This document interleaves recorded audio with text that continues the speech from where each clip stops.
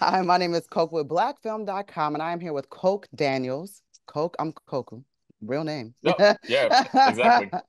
Exactly. And Omar Dorsey. And we're here to talk about the crime drama and film Waterboys. Thank you both so much for joining me. Thank you, Coco. Thanks for having us.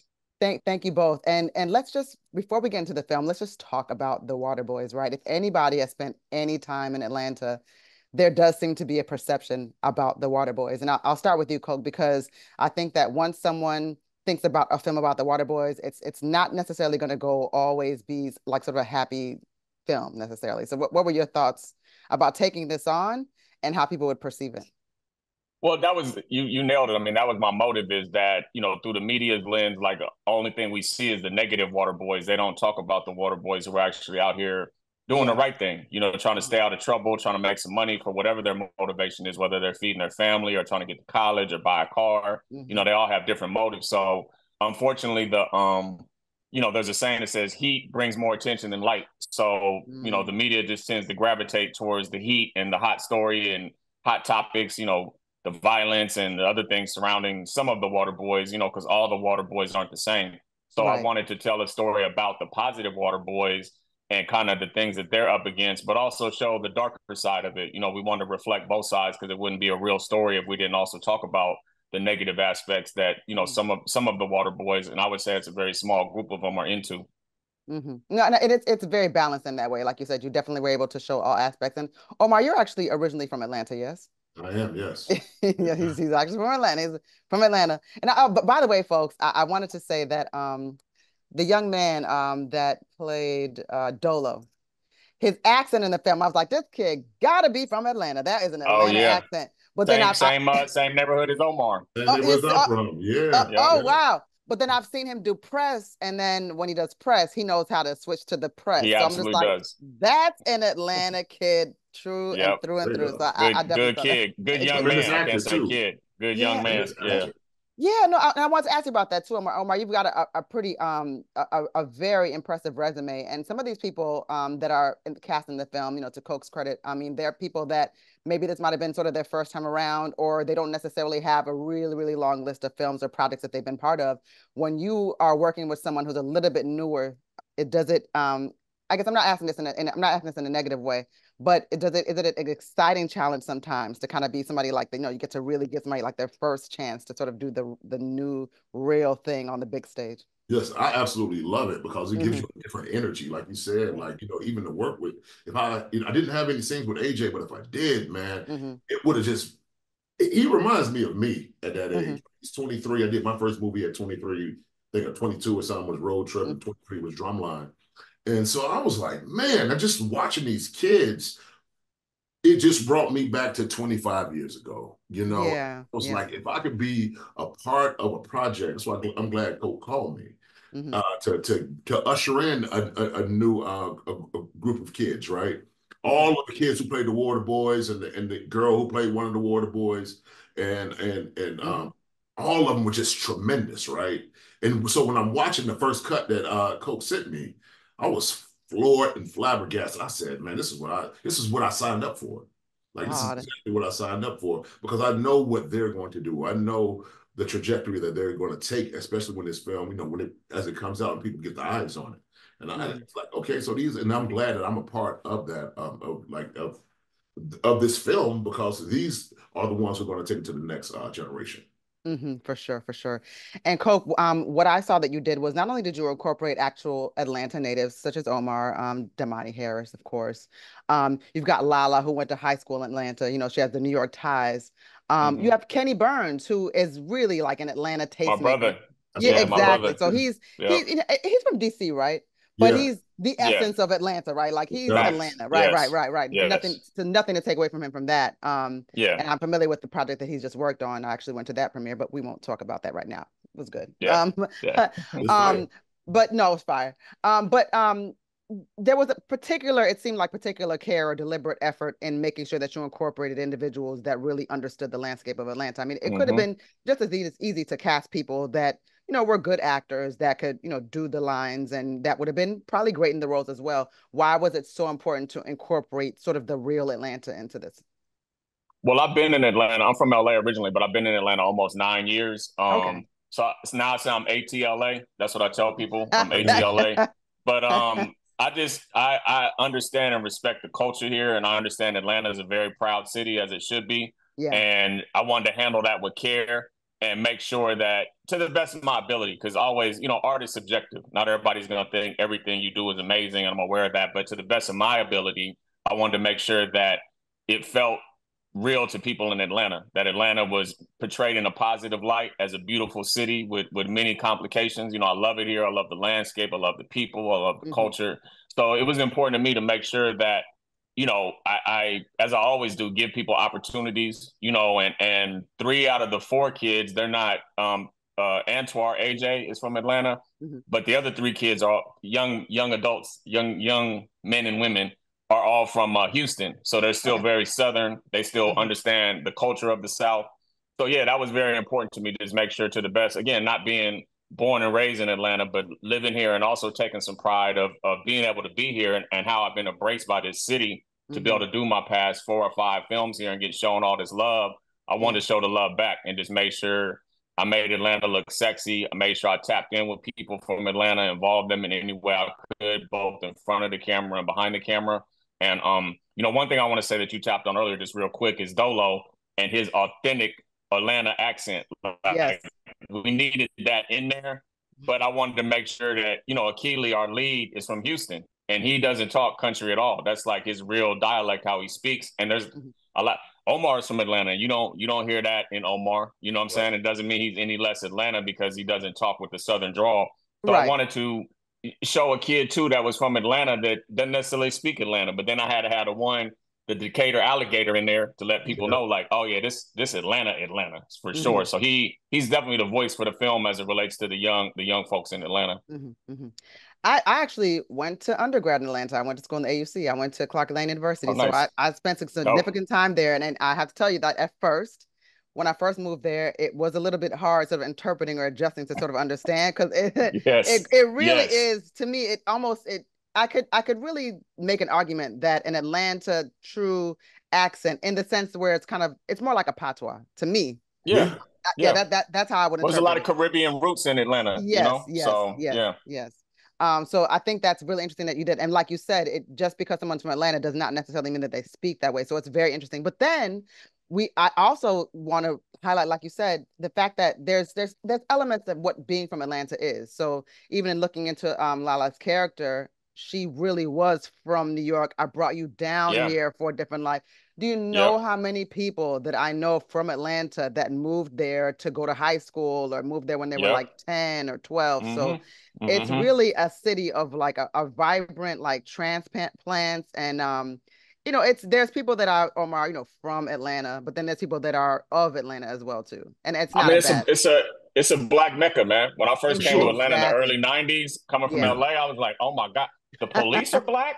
Like, yeah. The construction workers are black. The trash men are black. The mayor is black. Exactly. I loved it, man. I was like, man, that's me. I'm about my people all day, every day, twice on Sunday. So I was like, this is beautiful, man. And again, I just wanted to reflect that in the culture and in the storyline, because obviously, it just, and I haven't talked about this before, but LaLa was like, Coke, do you expect me to do like a country accent? I'm like, no, absolutely not. Because, obviously when I wrote it, it wasn't originally that she was from New York and moved here, but I wanted to make that clear. Because again, I've lived in Atlanta long enough where they'd be like, oh, LaLa, she don't sound like she's Southern.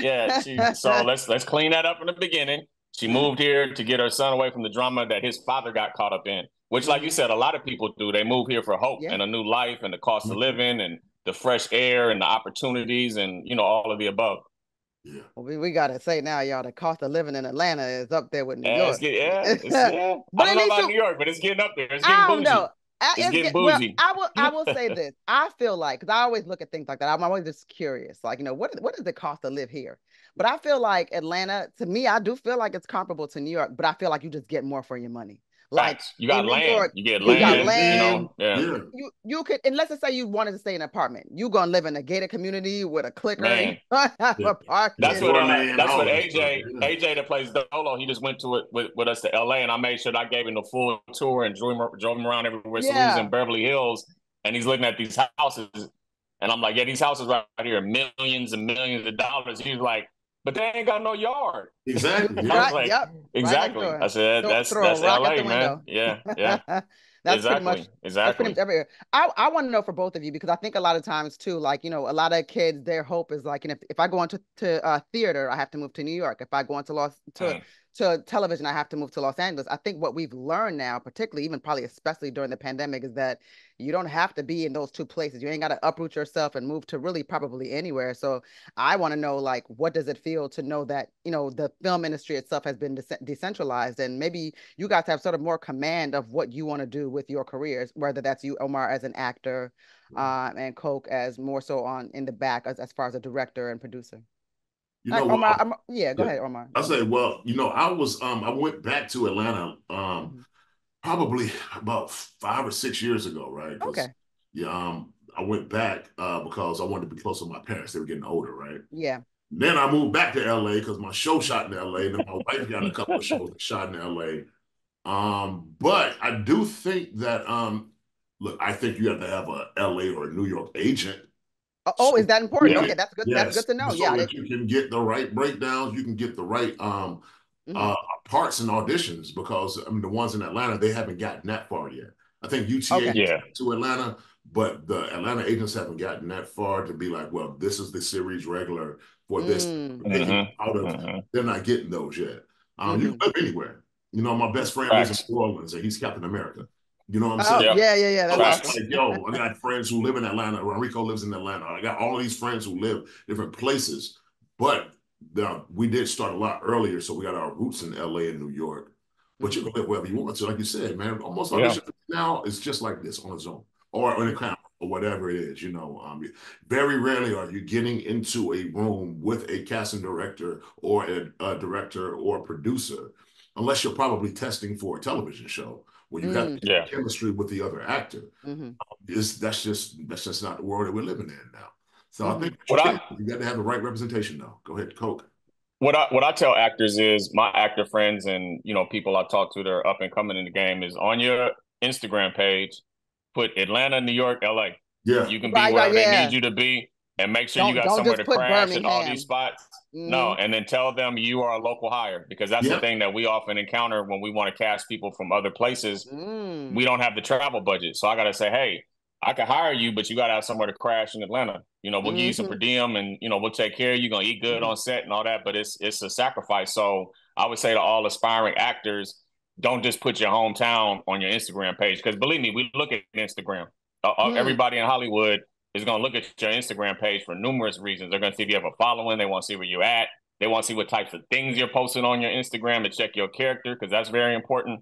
So I just advise them put Atlanta, LA, New York, and hey, put New Orleans, put because there's some other production hubs now too in the country, aside from just Atlanta and LA and New York. So just be ready to travel, have make a good network of people, make sure you got somewhere to stay because if you that talented, we're gonna try to make it work for you and move some mountains, but you just Yeah. gotta, be flexible. Mhm. Yeah, I know that. Well, that's true. The make to make sure you got somewhere to stay. I think that's the Yeah. the Be nice biggest to part. people so you can crash on the couch Yeah, maybe once in a while. Yeah, for so sure. Crashed Hey, on I some used to do it couches in all the my time, man. When I I've was crashed coming on some up, couches in my lifetime. So listen, right. no judgment. when I was in Atlanta and I was like, when I was in the 90s, man, I used to go to New York, crash on people's couches, go to Yeah. Yep. LA, crash on Yep. people. I got myself Yep. out there, crashed on the couch for a week or two, and that was Facts. what I had to do. This is what you got to do. If Yep. this is what It's you what you want to gotta do, you got do. to make If you sacrifices. love it, if you really love it and you're Love it. serious about it, there is Yeah. no, and I believe me, I've had actors that are up and coming, like, oh, you're not gonna pay for my plane ticket. Oh, I don't get a hotel. Click. Never No. mind. Okay. Yeah, Right. for real. I Exactly. mean, Yeah. this is there's in Hollywood, I always say in the business, I say there's two reasons. It's either money or an opportunity. If one of them two Mm. things are there for you, that's how you make your decision. And a lot of Mm. times, all I have to offer is opportunity. My films have all been low budget up until this point. So people, including people like Omar, these are people that come and support me because they like the content or they like the script or for different reasons. So yeah, just be flexible to the up and coming actors and be bi-coastal, tri-coastal. So Yeah. Exactly. Yeah. But even yeah. when you say like when you said films low budget, and I guess even that it's kind of that's up to someone's interpretation. But with even that said, it takes a certain skill level to make things not appear to be low budget. Facts. Yeah, Right, right. you can't make if you make $1 million film that looks like $1 million film, you failed. Like as a filmmaker, you should make $1 million look like 3 million or 5 million or 10 million. So, and there's definitely a skill set to that. You got to hire the right cinematographer. You got to understand lighting. You got to understand sound. You got to understand color correction. You got to understand sound mixing. You got to understand hiring the right composer. Like all these elements are what enhance your film and make it look to create the illusion that it's bigger than what it is. So yeah, and I thought about this yesterday because I said something about WATERBOYZ being low budget, and it almost, even when I said it, kind of felt disrespectful to the art that's on the screen because it doesn't look low budget, you know. But I want people to understand it was a 10-day shoot schedule. We were scrambling, pulling favors, getting wardrobe from different clothing brands. Marta, Crystals, all them showed us some love so we could shoot there because we were doing a film for the city. So you know, it's a struggle, but yeah, the goal is definitely to make your film look bigger than what it actually is in terms of budget. Well, I do want to say, Coke, congratulations on your ABFF award. Yes. Oh, thank you so much. No, that's a flex. That's it is, and especially it's my people, Jeff and Nicole. That's family, man. They definitely are part of they're a big part of my journey. So I love them to death. I love ABFF to death. That's awesome. And Omar, of course, we've seen you in countless films, of course. I know at this particular point, when you go to Lennox, you can't just go in there and just pick something up. Somebody gonna say something at this point. It's Hollywood. It's not right. It's nice to not necessarily have to think about like whether or not you'll get the next job, where you get to a point, right, where you command enough of a presence where I think that at least now in the networking that happens, because as Coke said too, like, it's opportunity or money, right? But it's also the networking, Well, my thing too is like, I like where I am now. I want to start collaborating, man. Me and Coke have been talking for the last month or so. We're like, we have to put something together. Saying he and I, my wife is one of the biggest directors, television wise, and one of the big people who sell television shows, we are doing that. It's like, now let's go ahead and start taking ownership in our own stuff. Well, I have somebody like Coke. I have someone like my wife, Crystal. I have somebody like, one of my best friends, James Lopez, the president of Macro. Like, let's put our own things together and like, so we can tell the stories that we want to tell, with a substantial amount of budget so we can hire some actors that we want. Or like, shoot, I'll just get some younger ones like we just did with WATERBOYZ. But just, these are the things that I'm looking to try to do now. Because I'd be on TV from now to eternity. But the films that I want to do are different, so yeah. No, and I love what you just said, because I think that it is a very much so like a better together kind of concept. When you start performing, exactly, you put everybody together in one room and, you see what everybody contributes. I mean, we're so much more powerful in that way. So I hate when anybody thinks that, they have to stand alone. So that's just wonderful to hear that language. Yeah. One of my things I always say, there's enough for all of us, man. And when one of us succeeds, we all succeed. Whatever people say about Tyler Perry, he makes it easier for Coke Daniels. You know what I mean? Because he shows that Black films and Black stories are viable. So we get tried by fire in this industry. When Soul Plane failed, it was a drought for Black films. They were like, "Oh, it's over, it's done." They were pulling out the funeral brigade for us. But Tyler Perry and brothers like Will Packer, they helped rejuvenate the industry, and now Macro and there's a lot of us out here really raising the bar that makes it easier for me and Omar when we walk in these rooms and things we're trying to get done. Exactly. Yeah. Well, I thank you both so much for your time. Thank you so much for speaking with me. Thank you, and thank you. Cool, Omar. Come on now. Cool. Listen, they call me Coke too. Whenever you're calling Coke, I'm just like, huh? Like, definitely. If I'm around anybody named Coco, when I hear that, I'm like, huh? Said Coco, my bad. You could. I answered it. Coco, literally Coco, Coke. But that ain't what your mama call you. My mother said Coco Tona. My mama did call me Coke, actually. Your mama call you? She didn't. She definitely didn't. No, my mother calls me. No, she says Coco Tona. That's what she calls me. What were you down there? I'm not gonna try to age you, but what were you in that? What were you at, Clark? Well, this is the part when I edit that part out, the age, because I'm not even gonna bleep it out at it, because I know a little something. Coke, I ain't on your level, but I edit stuff. Shit, I was down there. So I was on the. Listen, you know what's funny? And I was like, you know what? I'm not gonna say this in this thing because these people, again, I was one of the extras in Road Trip. Oh, no shit. I was. So they grabbed me. They were like, "Hey, you!" Like, and they kept trying to put me in the scene. And this guy just kept jumping in the scene in front of me. I was like, "I will never be an extra again. Like, what is this guy doing?" Yeah. Because they wanted to place me in whatever scene it was. I was supposed to be doing something. You know, was you partying or something? I was like partying, and I can't remember. Was it the Black Fraternity House? Was it the Black Fraternity House? It was as I recall it, it was like somebody was like on stage, and I was like in the white boy was on stage with the little short guy. Yeah. And then I was with the kid. Remember, he was really big at the time. What's his name? He's like a 3 names. Sean. Williams something. Scott Williams. Him. So they had me like the point. They had me next to him.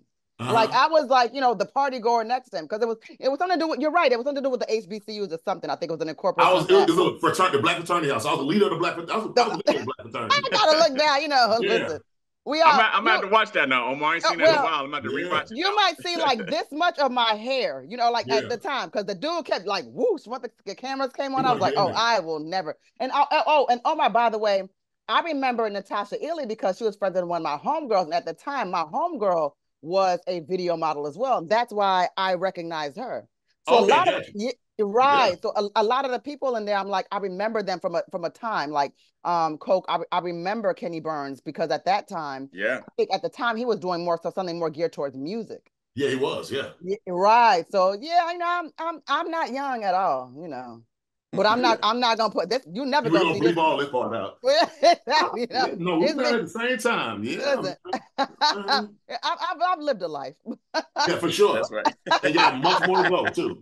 Exactly. That's what I'm talking about. But thank you guys so much for your time. My name is Koku with blackfilm.com, and I'm here with Coke Daniels and Omar Dorsey, and we were here to talk about the upcoming crime drama and film WATERBOYZ. And Coke, when is this coming out officially? It's actually out now. It came out theatrically last Friday in 5 markets: LA, New York, Chicago, Detroit, and Minneapolis. And it's out on video on demand platforms right now to rent or purchase. Oh, that's wonderful. So it's already out. Yeah, I misspoke, guys. Go ahead and watch it. It was dope actually to see. I didn't know that Quavo was going to be so dynamic as an actor too. I was like, oh wow. Yeah, he did his thing. He really did his thing, you know. And there's so much subtlety in it because everything's not about necessarily the actual words. It's also just in movement and expression. So I was like, okay, Quavo, he's done the work. He's done some acting coaches and all that thing too. He's done the work. That's awesome. Yes, people have to do the work. That's one thing they need to take away from that. People don't just up and just, I think a lot of the time, like 90% of the time when somebody says like, oh, I just picked up a script and I went, okay, well, yeah, that's you. 90% of the time, 99% of the time, people do the work. Yeah, for sure. Yeah. Absolutely. All right. Well, thank you so much for your time. I don't want to get, like pop out over here because I'm definitely. Thanks for having us. I went over. Thank you so much, guys. Have a good day. And enjoy the rest of your interview. If you want to see more content like this on blackfilm.com, make sure you like, subscribe, and ring that bell.